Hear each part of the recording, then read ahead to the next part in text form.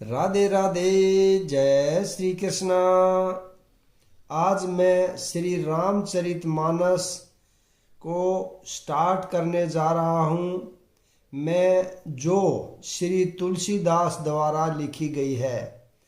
पढ़ने से पहले मैं सबसे पहले गणेश भगवान और सभी भगवानों को नमस्कार, हाथ जोड़कर नमस्कार करता हूँ। और अगर कोई गलती हो जाए तो क्षमा याचना करता हूँ। अभी मैं इसको पढ़ने के लिए जा रहा हूँ। पढ़ने के लिए सबसे पहले श्री रामचरितमानस की, रामायण की आरती से मैं स्टार्ट कर रहा हूँ। श्री रामायण जी की आरती। आरती रामायण जी की, कीर्ति कलित ललित सिय पी की। गावत ब्रह्मादिक मुनि नारद, वाल्मीकि बिह ज्ञान विशारद। सूक्ष्म कादिक शेष अरुसारद, बरनि पवन सुत कीर्तिनी की। गावत वेद पुराण अष्टदश, छहों शास्त्र सब ग्रंथ को रस। मुनि जन धन संतन को सर्वस, सार आस समत सब ही की। गावत सतत शंभु भवानी, अरिघट संभव मुनि बिहयानी। व्यास आदि कवि वर्ज बखानी, कांग भूषंडी करुड़ की हे की। कलिमल हरनि विषय रस फीकी, शुभग सिंगार मुक्ति जुबती की। दलन रोग भव मुरि अमि की, तात मात सब विधि तुलसी की। अभी मैं तुलसी गोस्वामी तुलसी जी की संक्षिप्त जीवनी को पढ़ रहा हूँ। प्रयाग के पास चित्रकूट जिले में राजापुर नामक एक ग्राम है। वहाँ आत्माराम दुबे नाम के एक प्रतिष्ठित सरयू पारीण ब्राह्मण रहते थे। उनकी धर्मपत्नी का नाम हुलसी था। संवत 1554 की श्रावण शुक्ला सप्तमी के दिन अभुक्त मूल नक्षत्र में इन्हीं भाग्यवान दंपति के यहाँ 12 महीने तक गर्भ में रहने के पश्चात गोस्वामी तुलसीदास जी का जन्म हुआ। जन्मते समय बालक तुलसीदास रोए नहीं, किंतु उनके मुख से राम का शब्द निकला। उनके मुख में 32 दांत मौजूद थे। उनका डील डोल 5 वर्ष के बालक के सा लग रहा था। इस प्रकार के अद्भुत बालक को देखकर पिता अमंगल की शंका से भयभीत हो गए और उसके संबंध में कई प्रकार की कल्पनाएं करने लगे। माता तुलसी को यह देखकर बड़ी चिंता हुई। उन्होंने बालक के अनिष्ट की आशंका से 10वीं की रात को नवजात शिशु को अपनी दासी के साथ उसके ससुराल भेज दिया और दूसरे दिन स्वयं इस ऐसार संसार से चल बसी। दासी ने, जिनका नाम चुनिया था, बड़े प्रेम से बालक का पालन पोषण किया। जब तुलसीदास लगभग 5.5 वर्ष के हुए, चुनिया का भी देहांत हो गया। अब तो बालक अनाथ हो गया। वह द्वार द्वार भटकने लगा। इस पर जगत जननी पार्वती को उस होनहार बालक पर दया आई। वे ब्राह्मणी का वेश धारण कर प्रतिदिन उसके पास जाती और उसे अपने हाथों भोजन करा जाती। इधर भगवान शंकर जी की प्रेरणा रहने वाले श्री अंतानंदी जी के प्रिय शिष्य श्री हरियानंद जी के ने इस बालक को ढूंढ निकाला और उसका नाम राम बोला रखा। उसे वे अयोध्या ले गए और वहाँ संवत 1561 माघ शुक्ला पंचमी शुक्रवार को उसका यज्ञोपवीत संस्कार कराया। बिना सिखाए ही बालक राम बोलने गायत्री मंत्र का उच्चारण किया, जिसे देखकर सब लोग चकित हो गए। इसके बाद नरहरि स्वामी ने वैष्णव के 5 संस्कार करके राम गोपाल को राम मंत्र की दीक्षा दी और अयोध्या ही में रहकर उन्हें विद्या दान कराने लगे। बालक राम बोला की बुद्धि बड़ी प्रखर थी। एक बार गुरुमुख से जो सुन लेते थे उन्हें वह कंठस्थ हो जाता था। वहाँ से कुछ दिन बाद गुरु शिष्य दोनों शुक्र क्षेत्र पहुँचे। वहाँ श्री नरहरि जी ने तुलसीदास जी को रामचरित सुनाया। कुछ दिन बाद वे काशी चले आए। काशी में शेष सनातन जी के पास रहकर तुलसीदास ने 15वें वर्ष तक वेदांत का अध्ययन किया। इधर उनकी लोक वासना कुछ जागृत हो उठी और अपने विद्या गुरु से आज्ञा लेकर वे अपनी जन्मभूमि को लौट आए।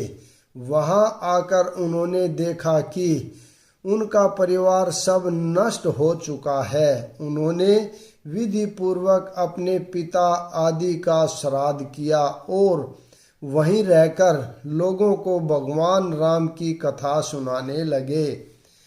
संवत 1583 ज्येष्ठ शुक्ला 13 गुरुवार को भारद्वाज गोत्र की एक सुंदरी कन्या के साथ उनका विवाह हुआ और वे सुखपूर्वक अपनी नवविवाहिता वधू के साथ रहने लगे। एक बार उनकी स्त्री भाई के साथ अपने मायके चली गई। पीछे पीछे तुलसीदास जी भी वहां जा पहुँचे। उनकी पत्नी ने इस पर उन्हें बहुत धिक्कारा और कहा कि मेरे इस हाड़ मांस के शरीर में जितनी तुम्हारी आसक्ति है उससे आधी भी यदि भगवान में होती तो तुम्हारा बेड़ा पार हो गया होता। तुलसीदास जी को ये शब्द लग गए। वे एक क्षण भी नहीं रुके, तुरंत वहां से चल दिए। वहां से चलकर तुलसीदास जी प्रयाग आए। वहां उन्होंने गृहस्थ वेश का परित्याग कर साधु वेश ग्रहण किया। फिर तीर्थाटन करते हुए काशी पहुँचे। मानसरोवर के पास उन्हें काक भूषणी जी के दर्शन हुए। काशी में तुलसीदास जी राम कथा कहने लगे। वहाँ उन्हें एक दिन एक प्रेत मिला जिसने उन्हें हनुमान जी का पता बतलाया। हनुमान जी से मिलकर तुलसीदास जी ने उनसे श्री रघुनाथ जी का दर्शन कराने की प्रार्थना की। हनुमान जी ने कहा, तुम्हें चित्रकूट में रघुनाथ जी के दर्शन होंगे। इस पर तुलसीदास जी चित्रकूट की ओर चल पड़े। चित्रकूट पहुंचकर राम घाट पर उन्होंने अपना आसन जमाया। एक दिन वे प्रदक्षिणा करने निकले थे। मार्ग में उन्हें श्री राम के दर्शन हुए। उन्होंने देखा कि 2 बड़े ही सुंदर राजकुमार घोड़ों पर सवार होकर धनुष बाण लिए जा रहे हैं। तुलसीदास जी उन्हें देखकर मुग्ध हो गए। परंतु उन्हें पहचान न सके। पीछे से हनुमान जी ने आकर उन्हें सारा भेद बताया तो वे बड़े। हनुमान जी ने उन्हें सांत्वना दी और कहा, प्रातः काल फिर दर्शन होंगे। संवत 1607 की मौनी अमावस्या बुधवार के दिन उनके सामने भगवान श्री राम पुनः प्रकट हुए। उन्होंने बालक रूप में तुलसीदास जी से कहा, बाबा हमें चंदन दो। हनुमान जी ने सोचा वे इस बार भी धोखा न खा जाएं, इसलिए उन्होंने तोते का रूप धारण करके यह दुआ कहा, चित्रकूट के घाट पर भई संतन की भीड़, तुलसीदास चंदन घिसे तिलक देह रघुवीर। उसने क्या तोता का रूप धारण करके हनुमान ने दुआ के अंदर उसको तुलसीदास जी को समझा दिया। तुलसीदास जी उस अद्भुत छवि को निहार कर शरीर की शुद्धि भूल गए। भगवान ने अपने हाथ से चंदन लेकर अपने तथा तुलसीदास जी के मस्तक पर लगाया और अंतर ध्यान हो गए। संवत 1628 में ये हनुमान जी की आज्ञा से अयोध्या की ओर चल पड़े। उन दिनों प्रयाग में माघ मेला था। वहाँ कुछ दिन वे ठहर गए। पर्व के 6 दिन बाद एक वट वृक्ष के नीचे उन्हें भरद्वाज और याज्ञवल्क्य मुनि के दर्शन हुए। वहाँ उस समय वही कथा हो रही थी जो उन्होंने शुकर क्षेत्र में अपने गुरु से सुनी थी। वहाँ से ये काशी चले आए और वहाँ प्रहलाद घाट पर एक ब्राह्मण के घर निवास किया। वहाँ उनके अंदर कवित्व शक्ति का स्फुरण हुआ और वे संस्कृत में पद रचना करने लगे। परंतु दिन में वे जितने पद रचते, रात्रि में वे सब लुप्त हो जाते। यह घटना रोज घटती। 8वें दिन तुलसीदास जी को सौपन हुआ। भगवान शंकर ने उन्हें आदेश दिया कि तुम अपनी भाषा में काव्य रचना करो। तुलसीदास जी की नींद उचट गई। वे उठकर बैठ गए। उसी समय भगवान शिव और पार्वती उनके सामने प्रकट हुए। तुलसीदास जी ने उन्हें साष्टांग प्रणाम किया। शिवजी ने कहा, तुम अयोध्या में जाकर रहो और हिंदी में काव्य रचना करो। मेरे आशीर्वाद से तुम्हारी कविता सामवेद के समान फलवती होगी। इतना कहकर श्री गौरी शंकर अंतर्ध्यान हो गए। तुलसीदास जी की उनकी आज्ञा शिरोधार्य कर काशी से अयोध्या चले आए। संवत 1631 का प्रारंभ हुआ। उस साल रामनवमी के दिन प्राय वैसा ही योग था जैसा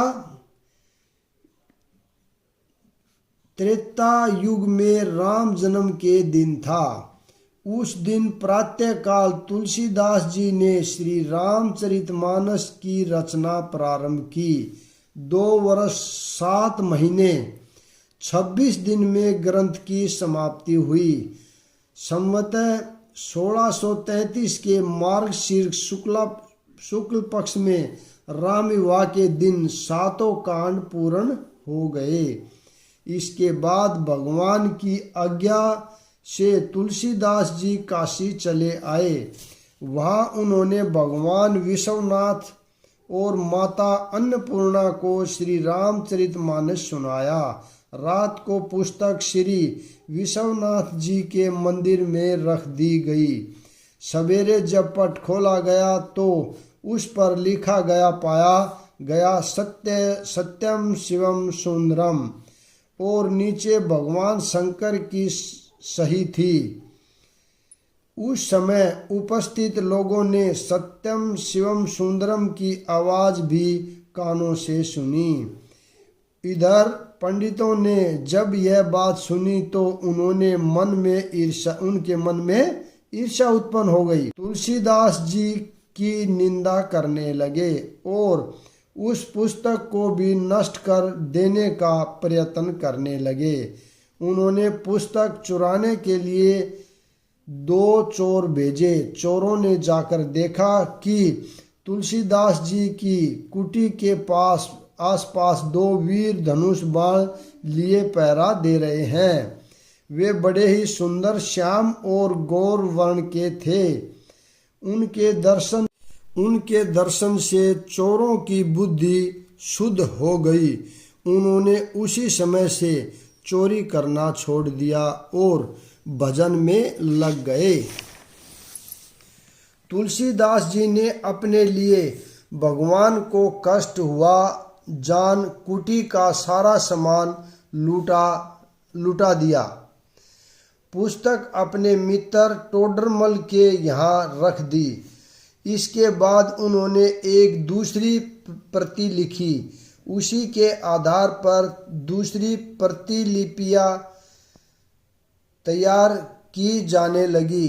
पुस्तक का प्रचार दिनों दिन बढ़ने लगा।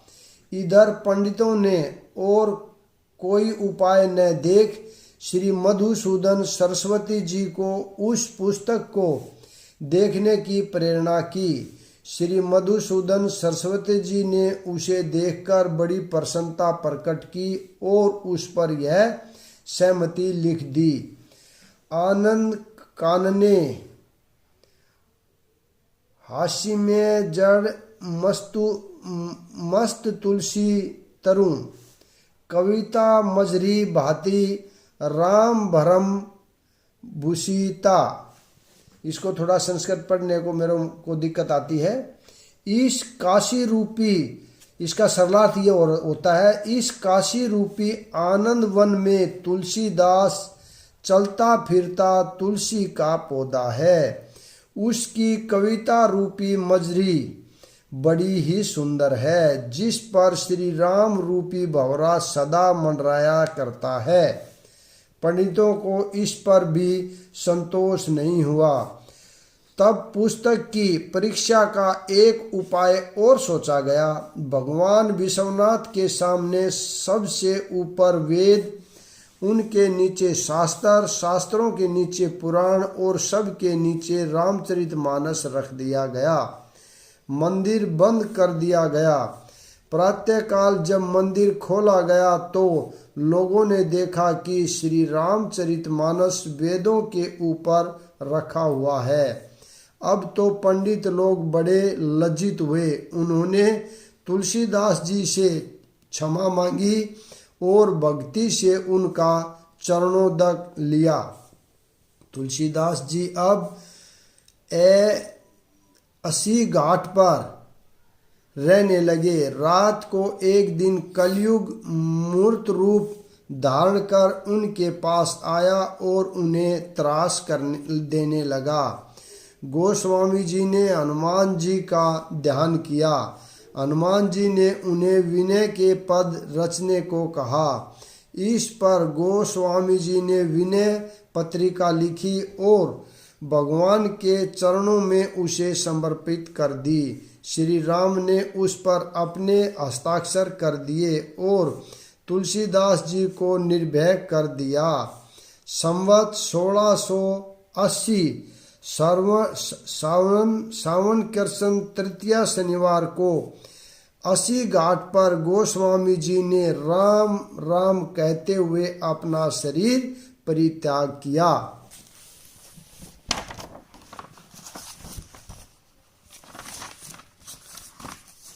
अभी इसके बाद में पढ़ता हूँ निवेदन।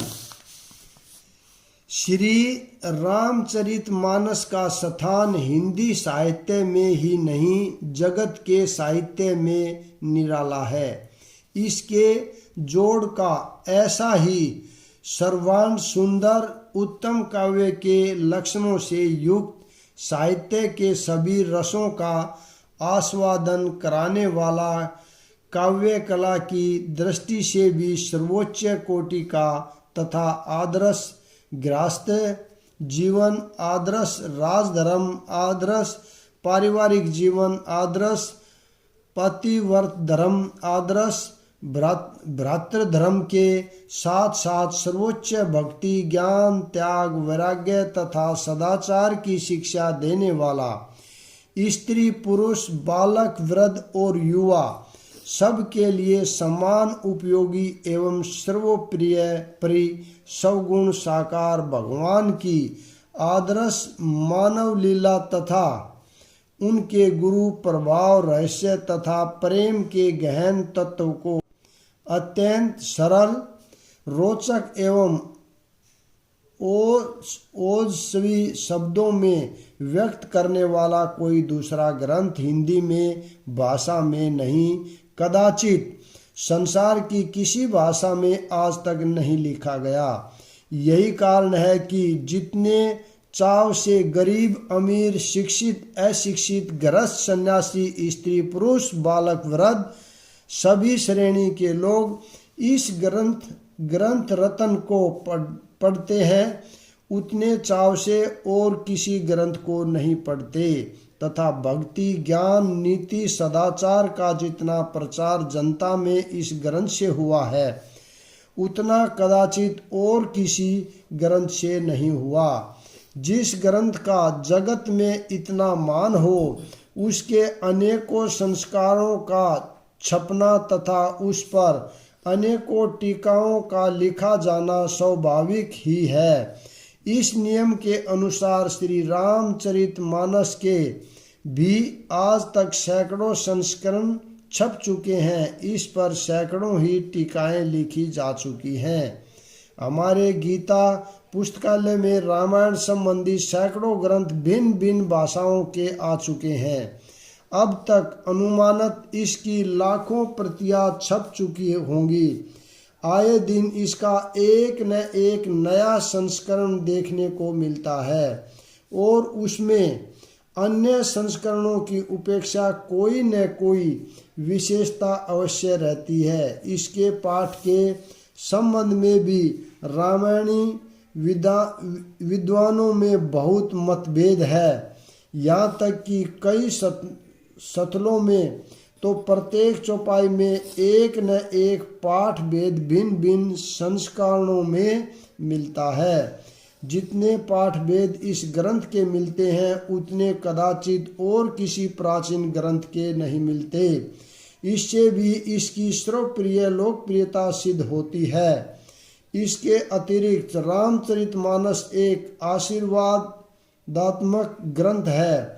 इसके प्रत्येक पद को श्रद्धालु लोग मंत्रवत आदर कर देते हैं और इसके पाठ से लौकिक एवं पारमार्थिक अनेक कार्य सिद्ध करते हैं। यही नहीं, इसका श्रद्धापूर्वक पाठ करने तथा इसके आए हुए उपदेशों का विचार पूर्वक मनन करने एवं उनके अनुसार आचरण करने से तथा इसमें वर्णित भगवान की मधुर लीलाओं का चिंतन एवं कीर्तन करने से मोक्ष रूप परम पुरुषार्थ एवं उससे भी बढ़कर भगवत प्रेम की प्राप्ति आसानी से की जा सकती है। क्यों न हो, जिस ग्रंथ की रचना गोस्वामी तुलसीदास जी जैसे अनन्य भक्त भगवत भक्त के द्वारा, जिन्होंने भगवान श्री सीताराम जी की कृपा से उनकी दिव्य लीलाओं का प्रत्यक्ष अनुभव करके यथार्थ रूप में वर्णन किया है, साक्षात भगवान श्री गौरी शंकर जी की आज्ञा से हुई तथा जिस पर उन्हीं भगवान ने सत्यम शिवम सुंदरम लिखकर अपने हाथ से सही की, उसका इस प्रकार का अलौकिक प्रभाव कोई आश्चर्य की बात नहीं है। ऐसी दशा में इस अलौकिक ग्रंथ का जितना भी प्रचार किया जाएगा, जितना अधिक पठन पाठन एवं मनन अनुशीलन होगा, उतना ही जगत का मंगल होगा। इसमें तनिक भी संदेह नहीं है। वर्तमान समय में तो जब सर्वत्र हाहाकार मचा हुआ है, सारा संसार दुख एवं अशांति भीषण ज्वाला से जल रहा है। जगत के कोने कोने में मार काट मची हुई है और प्रतिदिन हजारों मनुष्यों का संहार हो रहा है। करोड़ों अरबों की संपत्ति एक दूसरे के विनाश के लिए खर्च की जा रही है। विज्ञान की सारी शक्ति पृथ्वी को शमशान के रूप में परिणत करने में लगी हुई है। संसार के बड़े से बड़े मस्तिष्क संसार के संहार के नए नए साधनों को ढूंढ निकालने में व्यस्त हैं। जगत में सुख शांति एवं प्रेम का प्रसार करने तथा भगवत कृपा का जीवन में अनुभव करने के लिए रामचरितमानस पाठ एवं अनुशीलन परम आवश्यक है। इसी दृष्टि से गीता की भांति मानस के भी कई छोटे बड़े यथा साध्य शुद्ध प्रामाणिक सस्ते सचित्र एवं सटीक संस्करण निकालने का आयोजन गीता प्रेस के द्वारा किया जा रहा है। इस संस्करण में दोहे चौपाइयों का अर्थ वही है जो मानस शान में था। पाठ एवं अर्थ की भूलों के लिए हम अपने विज्ञ पाठक महानुभावों से क्षमा प्रार्थना करते हैं और भगवान की वस्तु विनम्रता से भगवान की सेवा में अर्पण करते हैं।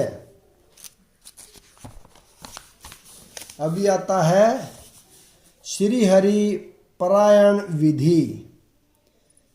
इसको शुरू करने से पहले हम सभी देवी देवताओं का आह्वान करते हैं, उन्हें नतमस्तक हम प्रणाम करते हैं। श्री रामचरितमानस का विधि पूर्वक पाठ करने वाले महानुभावों को पाठ आरंभ के पूर्व श्री तुलसीदास जी, श्री वाल्मीकि जी, श्री शिव जी तथा श्री हनुमान जी का आह्वान पूजन करने के पश्चात तीनों भाइयों सहित श्री सीताराम जी का आह्वान षोडशोपचार पूजन और ध्यान करना चाहिए। तदंतर पाठ का प्रारंभ करना चाहिए।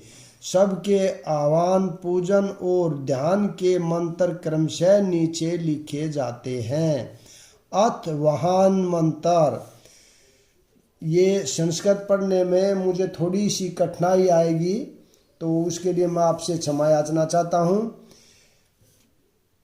तुलसीक नमस्तुभ्य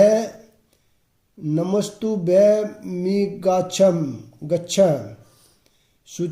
शुचिवर्त नरेत्रिष्य उपविशेदम पूजनम प्रतिघ्वातम। ओम तुलसीदाय नमः।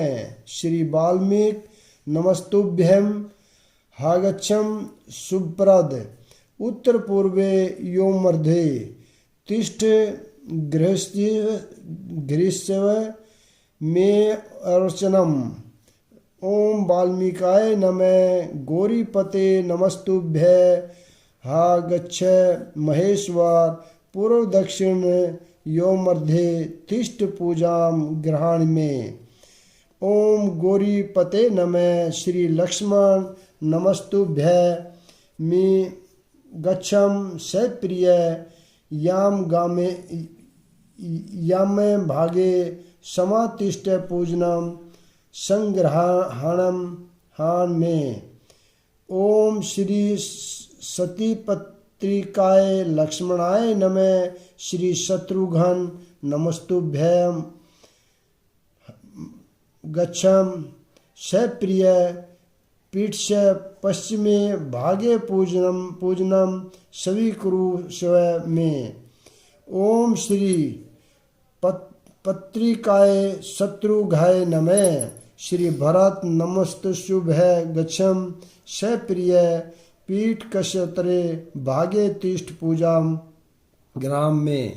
श्री पत्रिकाय भरताय नमः। श्री हनुमन मस्तुभ्य गच्छ कृपानिधे पूर्व भागे समातिष्ठ पूजनम स्वीकरूं भर्गो। ओम हनुमते नमः।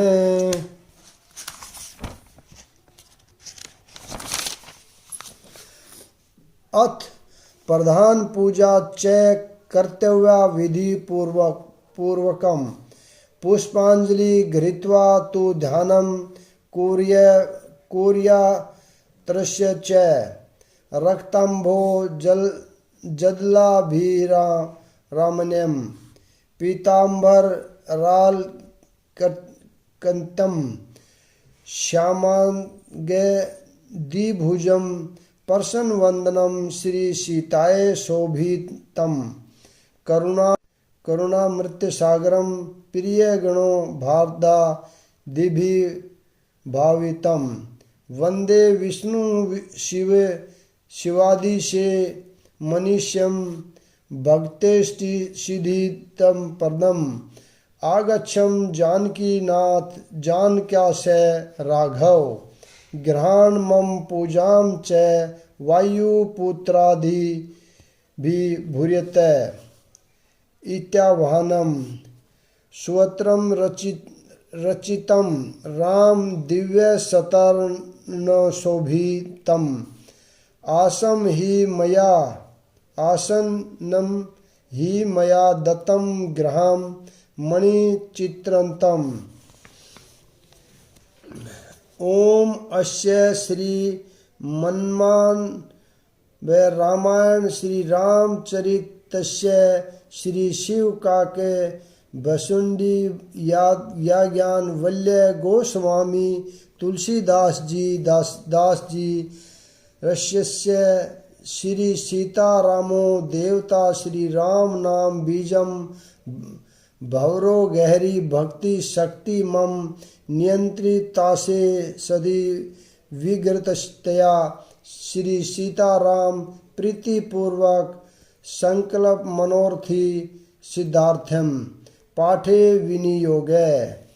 अथ याचनम श्री सीताराम भया नमः श्री रामचंद्राय नमः श्री रामभद्राय नमः इति मंत्र त्रियेन आचनम कुर्यात् श्री युगल बीज मंत्रेण प्राणायाम कुर्यात्। अथ करन्यास जग मंगल गुण ग्राम राम के दानी मुक्ति धन धर्म धाम के। अष्टांगाभ्यान में राम राम कही जे जमुहाई तिन्ही न पाप पुंज समुहाई। तर्ज निभ्याम में राम सकल नामन है ते राधि अधिका होए नाथ अध खग गण बधिका। मध्याभ्यान में उमा दारू जो सित की नाई सब ही नचावत रामू गोसाई। अनामिकाभ्याम में सन्मुख होई जीव मुई जब ही जन्म कोटि अद नास ही तब ही। कनिष्ठिज्ञाभय नमः माम वीरक्ष्य रघुकुल नायक धरत भर चाप रुचित कर सायक करतल्य कर पष्टानाय नमः। अथ हृदयादिन्यास जंग मंगल गुण ग्राम राम के दानी मुकुति धन धर्म धाम के। हृदय नमः राम राम कही जे जमुहाई तिन्ही न पाप पुंज समुहाई। शीर्षे सवा राम सकल नाम न ते अधिका होए नाथ अध खग गण बधिका। शिखाए वष्टक उमा दारु जो सित की नाही सब ही नचावत राम गोसाई। कवचाय हुम सन्मुख होई जीव मुई जब ही जन्म कोटि अदनाश ही तब ही। त्रेताभ्याय वोष्टस्य वो सटे। माम भिरिक्ष रघुकुल नायक, धरत भर चाप रुचित कर सायक। अस्त्राय सैत्राय फटे। अथ ध्यानम, अथ ध्यानम, अथ ध्यानम यहाँ पर ये समाप्त होता है। इति अर्ध्यान्यास अथ ध्यानम। माम वलोक्य पंकज लोचन, कृपा विलोकन सोच विमोचन। नील ताम रस श्याम काम हरि, हृदय कंज मकरद मधुप हरि। जातु ध्यान बरुथ बल भंजन, मुनि संजन रंजन हद गंजन। भूसुरु शशि नव वृद्धि बालक है, असरन शरण दीन जन गाहक। बूझ बल विपुल भरमय खंडित, खर दूषण विराध बदबंडित। राम राम नारी सुख रूप भूप भर, जय दशरथ कुल कुमट सुधाकर। सूजस प्राण विदित निगमागम, गावत सूर मुनि संत समागम।